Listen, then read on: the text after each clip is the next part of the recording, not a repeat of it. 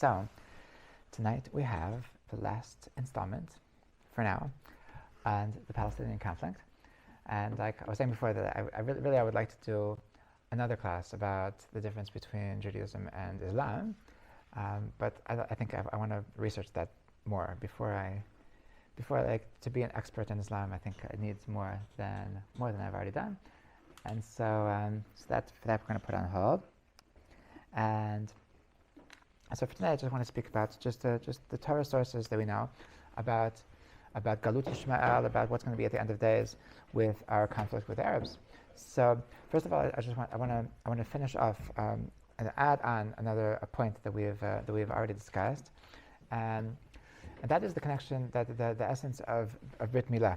Like we spoke about how that Rav Chaim Vital explains that part of the reason why the Palestinians are making us problems, specifically in the land of Israel, why they hold us back from having our stronghold in the land of Israel, the merit that they have on a spiritual level is part of this is because of Brit Milah.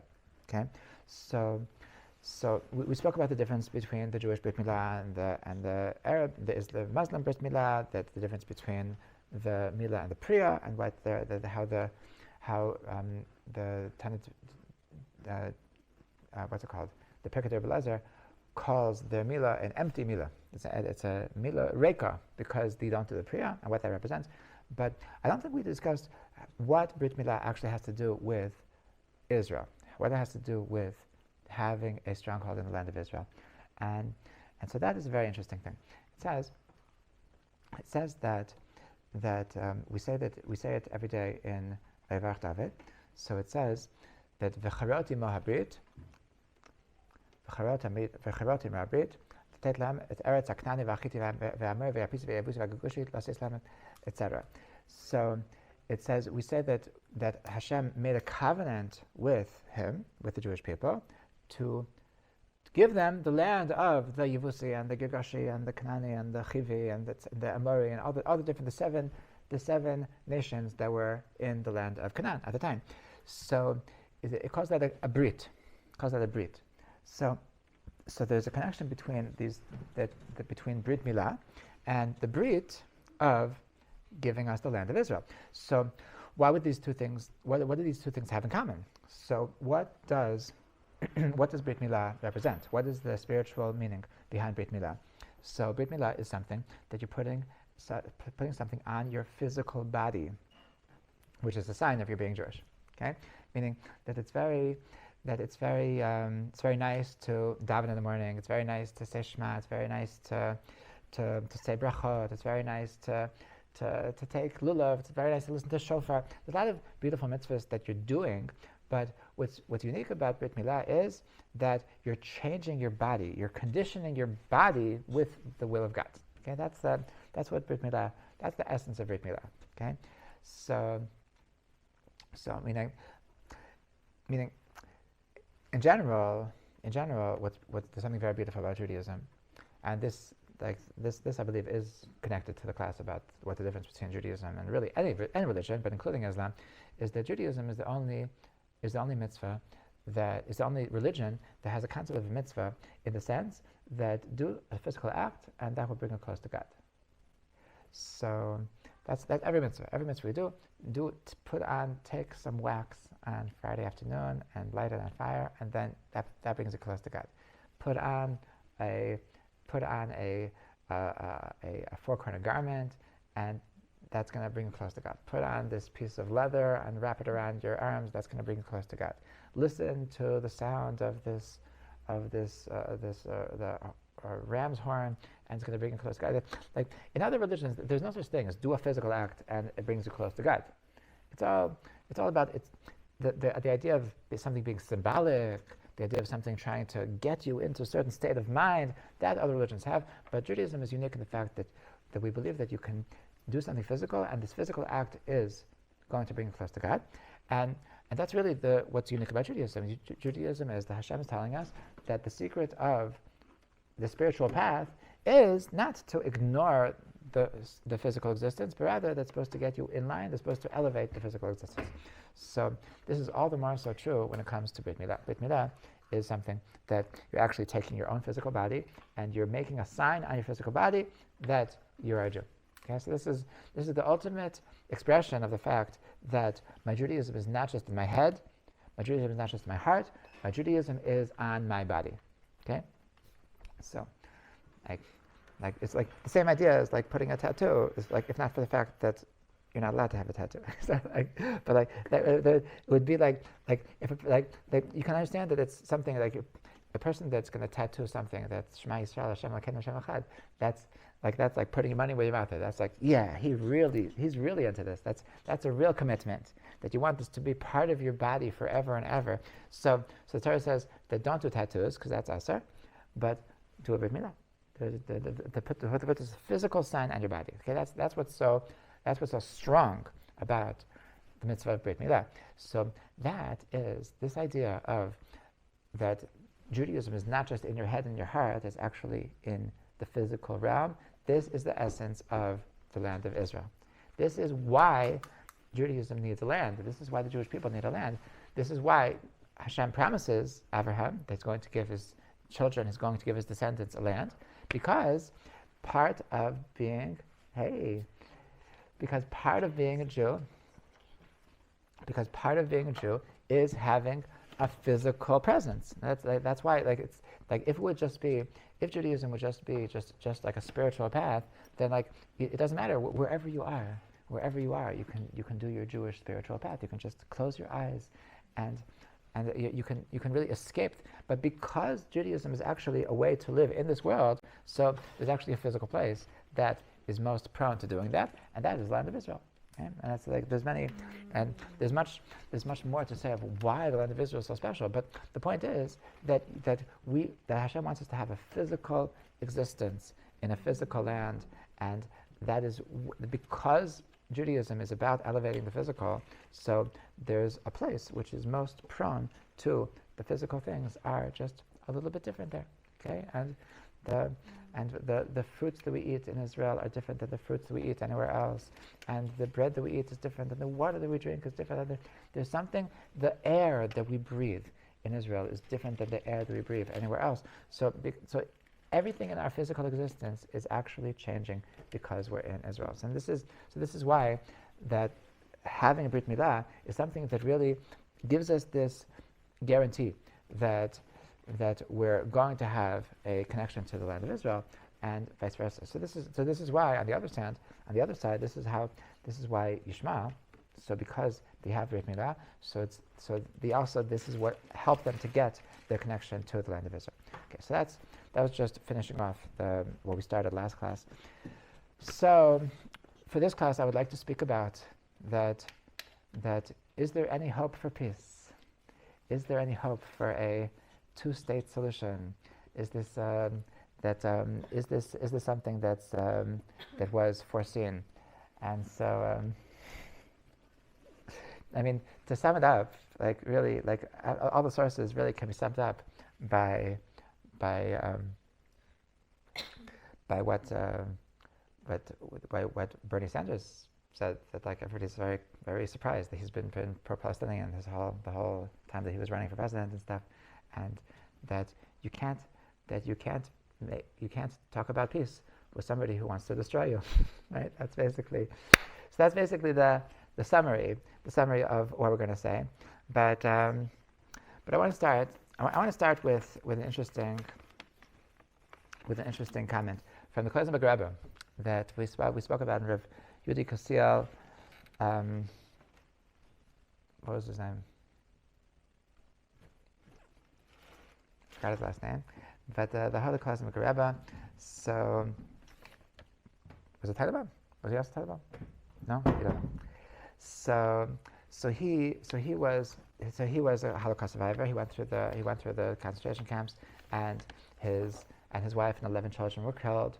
And so he writes. He would say over that he feels as the necessity to as a goel hadam, as to redeem the blood of his wife and 11 children. So he feels the need that wherever he goes to tell about how bad the goyim were.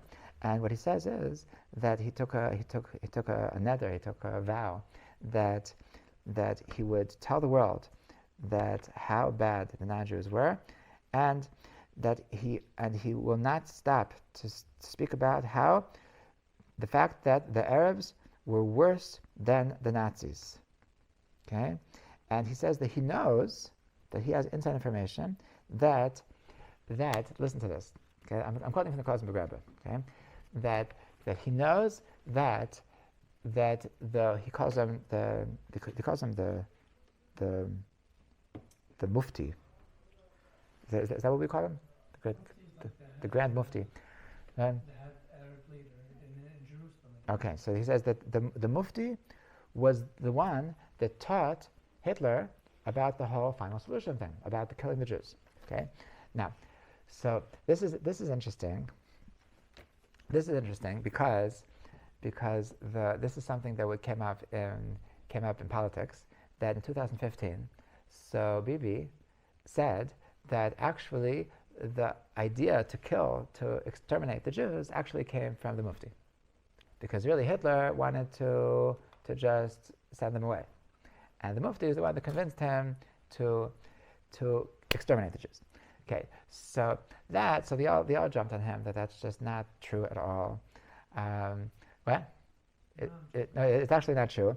And there was I read this letter from Yad Vashem that I forgot his name, something Husseini. There was the Grand Mufti. So that they wanted the people. Amin al-Husseini, thank you. That they wanted there to be a bigger presentation in Yad Vashem about him, because he was a very important part of the Holocaust, and so it's true that there was this meeting with Husseini with Hitler, and like he wanted something from Hitler, and like some people wanted to claim that what happened at this meeting was that he convinced him to make the final solution. Okay, but the truth is that's really not true. They really way before this meeting, so Hitler was speaking about killing the Jews. But so where did the Cosmic Rebbe get this from? So it says that after the concentration camp was freed, so he was staying they were staying in the places where the Nazis would stay, and he saw on some of the military things of the Nazis these letters in Arabic, and he asked some Arab to explain to him what it says, and it said, this is to the Mufti who taught Hitler how to make the gas chambers, and so that's why he learned. That's why he now I know the truth. And it's so interesting. So I have no idea where Bibi got this information from, but apparently the Arabs wanted to make this narrative. The fact that it was written in Arabic that the Mufti is the one who taught Hitler to kill the Jews, so it was like they wanted to take credit for Hitler was pretty bad. Hitler was quite awful, and he didn't need this Husseini to tell him to kill the Jews, but Husseini wanted the Arab world wanted this to take credit for the fact of exterminating the Jews. Okay, so it's very, very fascinating. So the truth is that this is certainly not where Bibi got it from, but the truth is that there is such a tradition from Rav Chaim Vital, because we started speaking about this in one of the classes, that Rav Chaim Vital writes that Tehillim Kov Chav Daled is speaking about Galut Yishmael, that Shir Hamalos, that says that Lulei Hashem Shahayalanu, that Yomar Yisrael Lulei Hashem Shahayalanu B'kum Aleinu Adam. So he writes that Adam, when it says Adam, who's the Adam? Who's the one that's called an Adam? So when the angel comes to Hagar and tells him that you're going to have a child, so what she says, you're going to have a child, and you're going to call him Ishmael, and it says V'hu yeh pera Adam. He's going to be a completely wild man. But because he used the word para means wild, Adam means man. Okay, so who's the one that's called an Adam? Yishmael is the one that's called Adam. So it says B'kum Aleinu Adam. So that's referring to Yishmael. And Reb Chaim Vital says that this Kapitel Tehillim is coming to describe the difference between Galut Edom and Galut Yishmael. It's coming to explain the difference between our exile by the Romans and the Christians and the difference between Yishmael. And that is that Yishmael is much, much worse than Edom. So this pasuk, the pasuk of Tehillim, says that Azai avar nafsheinu hamayim hazedonim. So one verse is that then it will go on our souls these evil waters. It will go over that these evil waters will try to drown us. So the Reb Chaim Vital writes that who's these evil waters? That this is reference to Galut Edom. This is a reference to the Christians. He says that it could also be a reference to the fact that sometimes why waters? Because sometimes they would want to baptize us forcefully, and they would use waters to. They also we know that in the Inquisition that they would sometimes boil us to death, chas v'shalom. But there's like waters. There were horrible waters that they used, and so that's referring to Edom. So Reb Chaim Vital writes that the waters are going over you. So it's something that it doesn't destroy you. It's just like it just goes over you. Your body's intact. Your body's intact. If waters go over you, if you're like a person that drowns, chas v'shalom, so the body is still intact. So that's a reference to Edom, because Edom really just wants our nefesh. That's why it says Azai avar nafshenu hamayim hazedonim, because really Edom is more interested in our soul. That's why the truth is that in the Spanish Inquisition, so what they really wanted us is to convert to Christianity. They didn't want us to just kill us regardless. They would really be happy if we would be Christian. The same thing with the Crusades. Like with all of our problems with the Christians, so it was always about converting. Okay, now the Holocaust was a little bit different, and like I'm starting to make some kind of order in all of our enemies. So it seems that Edom is not Amalek. Edom is the Romans, and apparently it's also coming from Esav, and they are the Christians. The Romans, like we said, what's special about Rome is the Vatican, which is a reference to the Christians. And so when you're talking about Galut Edom, it's talking about people that just want us to convert. So the Holocaust was Amalek. Amalek wants us dead. Okay, but they're different. Okay. So then it says, but Azai Chayim Belaunu Bacharos Apambano. So there's another passage that says that in Tehillim Kol Chav Dalet that Chayim Belaunu, that they would swallow us alive. What does it mean to swallow us alive? To swallow us alive, Reb Chaim Vital says, means that they really want us to not exist. And this, he says, is reference to Yishmael. This is a reference to the Arabs. The Arabs, they don't want us to convert to Islam. They want us dead. Okay, they want us dead. And this is, and the fact that they have that there's jihad, that there's no jihad. There's no jihad in Christianity. There's no mitzvah. There's no merit in killing a non-believer, and this is only in Islam. It's only in Galut Yishmael is this desire to kill us, this horrible, this para-adam, this unhuman desire to kill a person who is not a believer. That I'm sure you all heard the recording of the terrorist that was calling his father and mother, like you're a son, killed a Jew. I killed my Jews. I killed 10 Jews with my own hands. He was so proud of himself. So proud of himself that he killed the Jews. That just a desire for us not to exist. Okay, this is unique. This is unique to Yishmael, and this is what makes Yishmael worse than Edom. That they simply want us not to exist. A pure hate. Not just hate. They want us. They're bloodthirsty. Yes, they want us not to exist. They want us dead. So, they're happy with the fact that we don't believe, because that way they can kill us. Okay, so his words are that the desire is laharog nefashot v'guf, that it's not just our soul. Edom wants to kill our soul. Ishmael wants to kill nefashot v'guf u'lechalot hamamon she'Yisrael, and also to take our money. Also to take our money. You know, this is that like you saw the video of the terrorist that he shot, and then he took his wallet. They're interested in taking our money as well. And to swallow them alive. That nothing should be left from us. Okay, that's their desire. So now an interesting thing. The Torah discusses an interesting thing. Perek Chavchet in Bereshit.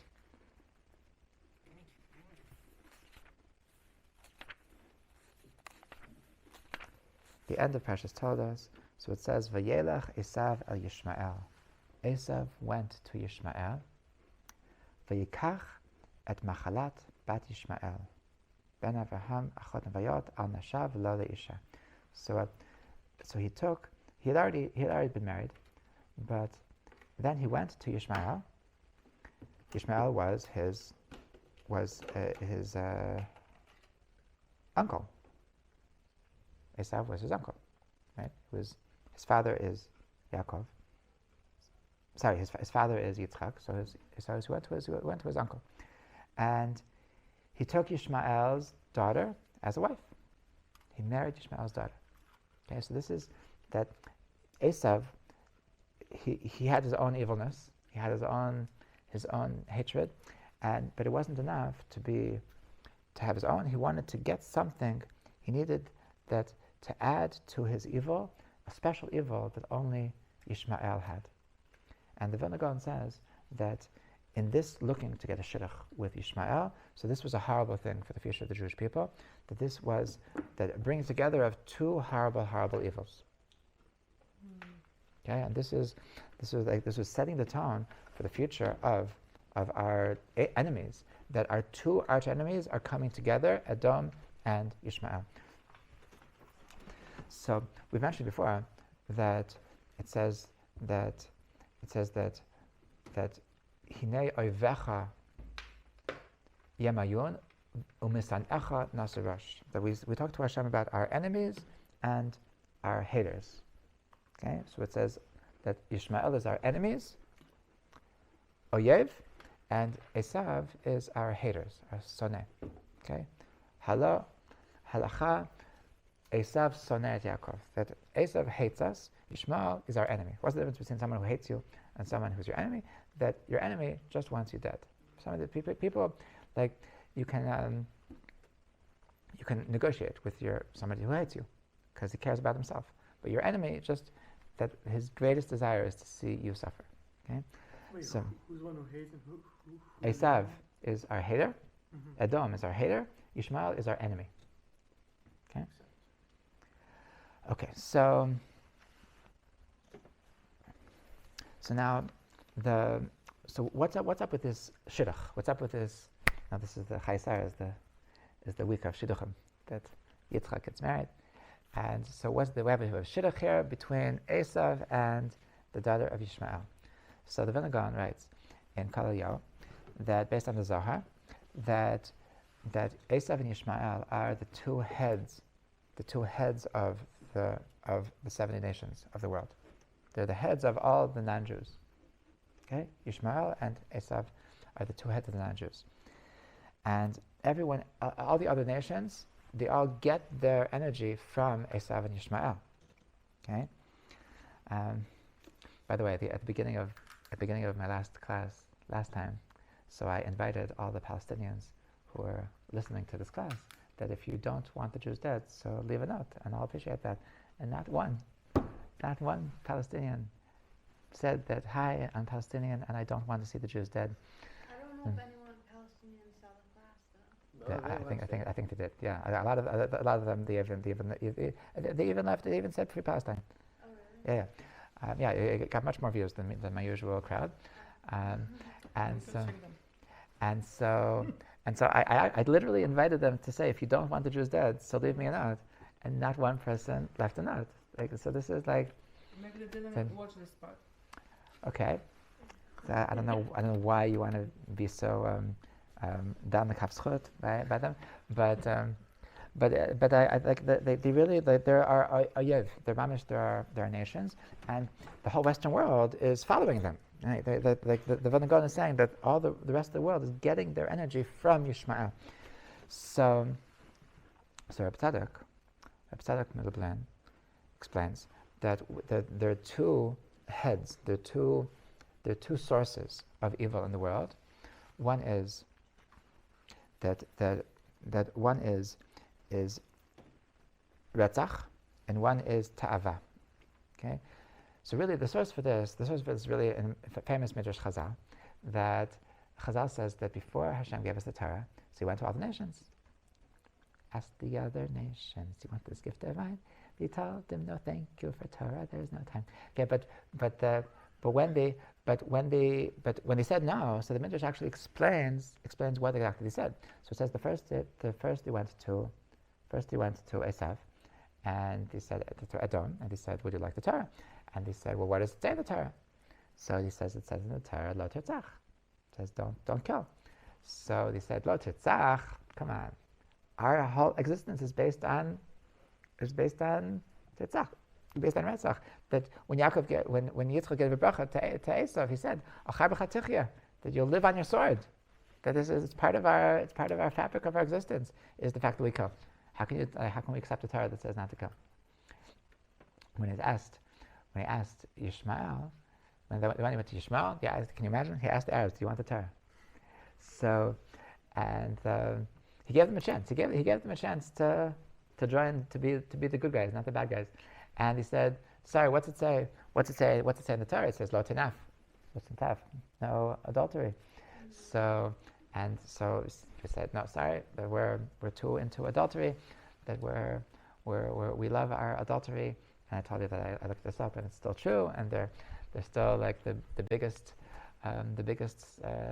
cause of divorce in the Arab world is infidelity, and they're all cheating on their wives, and they just the truth is that this is already was foreseen in the Torah, when the angel told Hagar that your son is going to be you're going to be a para Adam. So it says Yado Bakol, that his hands is by everybody. He doesn't stop taking. Viad Kobo Vial Pnei Chav Yishkan. He just lies down, and just like whoever's in my way is just gonna like that's your problem. And like he doesn't have the concept of respecting other people's rights. Okay, so they're Geneva, talking about Hamas taking billions of dollars, which is meant for humanitarian rights, and using it for their military. That taking other people's money, taking other people's property is not something that talks to them. Taking other people's wives is not something that talks to them. And it's Sorry, I have to go. Okay, good to see you. So So that it's not something that like talks to them. Not something that it's not one of their values, and so it all comes from ta'ava. It all comes from desire, from lust. That I need more. Okay, that Ishmael, their downfall, their problem, that the bad midah that they brought down into the world is ta'ava, is lust and desire, and that they always need more. They always I need. Okay, and this is something that like you find that they're the leaders now, that they're living in 5-star hotels and in Qatar and whatever, and it hasn't really changed. That this is what they stand for. So you have, on the one hand, you have Esav, which represents Retzach, which represents fierce, with a fierceness, aggression, and you have Ishmael, which is about lust and about taking and desire, and then you have a shidduch between the two, and that they're coming together. And when they come together, so they each gain from each other. And so Edom is going to learn a little bit of taiva, and Ishmael is going to learn a little bit of aggression, and just how to use their desire and lust in the most bloodthirsty way. And they're going to learn from Edom how to use their sword as well. So this is the horrible danger of this shidduch between Esav and Ishmael, between Edom and Ishmael. So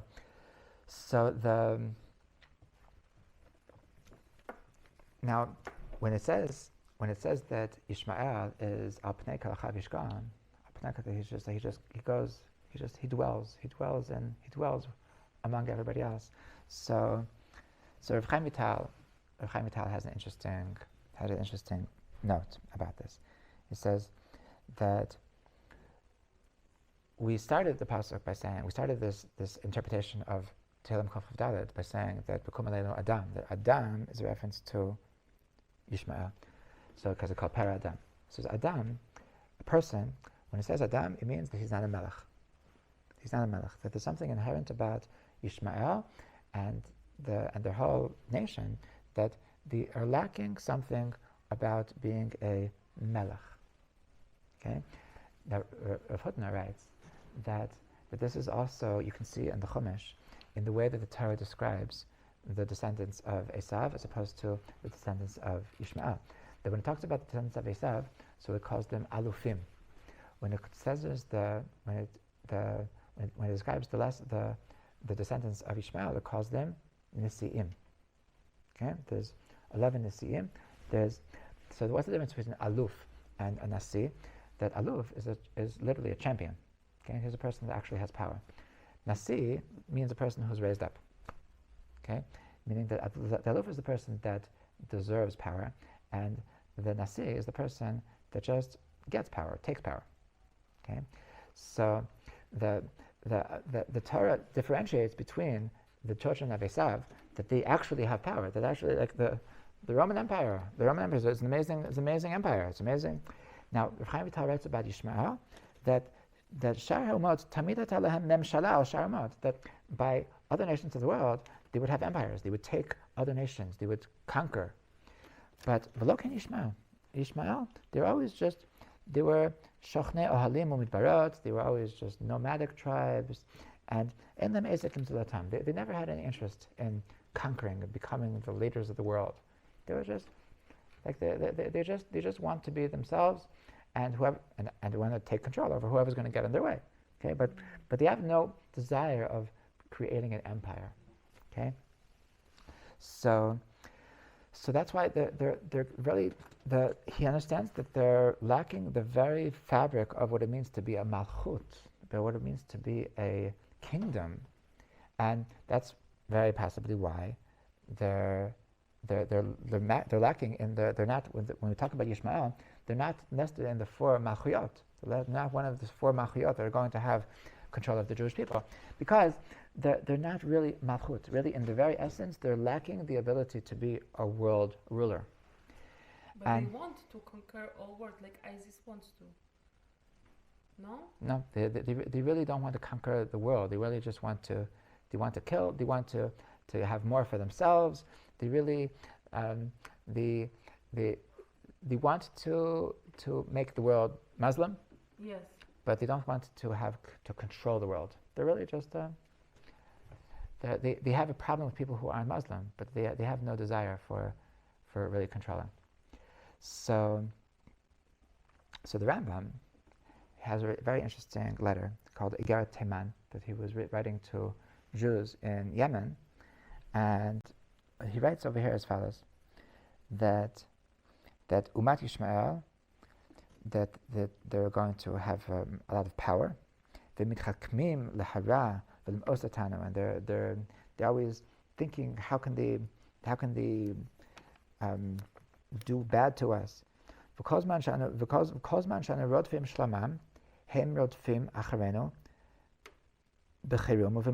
And every time that we go out to try to make peace with them, so they retaliate with war. Just like the David HaMelech says, Ani Shalom, that I am peace, I represent peace, and when I speak to them, they just want war.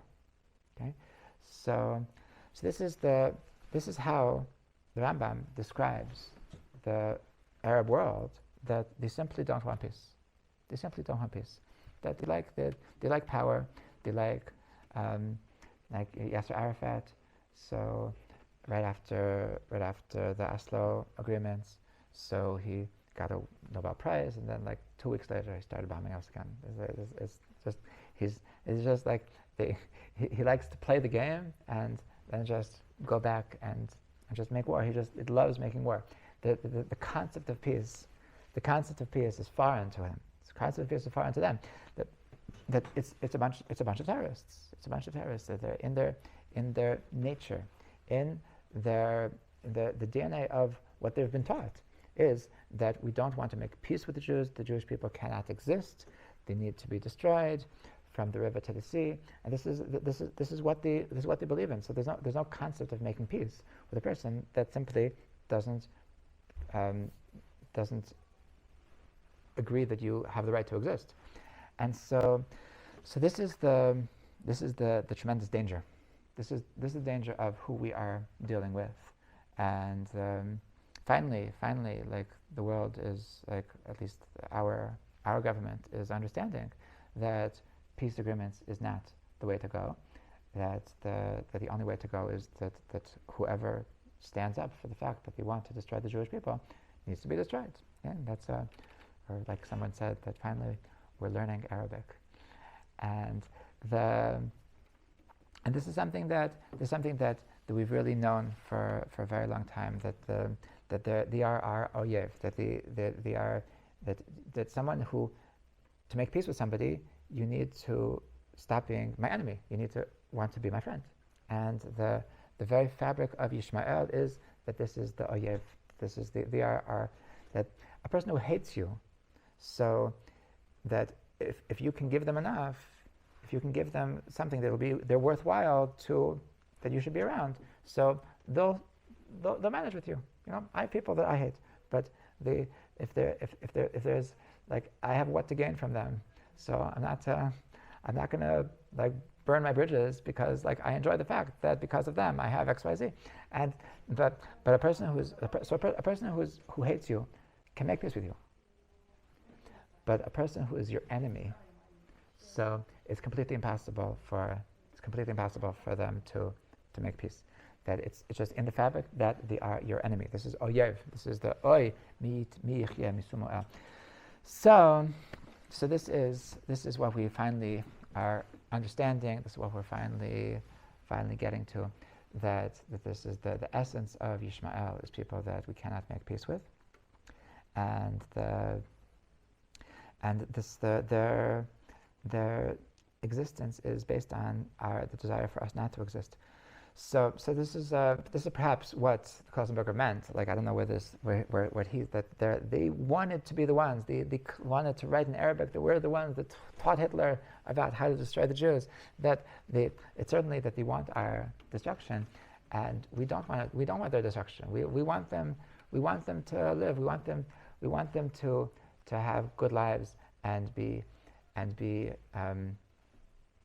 peace-seeking people. And the only way to do that is to have them assimilate, to have them become Americans, they become Frenchies, become Spanish people. But as long as they're going to be a nation that is going to the Palestinians, as long as they're going to be a nation that's following in the footsteps of Ishmael and what they represent, so they're always going to hate us, and they just simply want us jihad. They simply want us destroyed. So this Torah should be a schus for all of our soldiers in their desire, in their holy battle of making us safe, a holy battle of simply taking away the people that are actively trying to destroy us.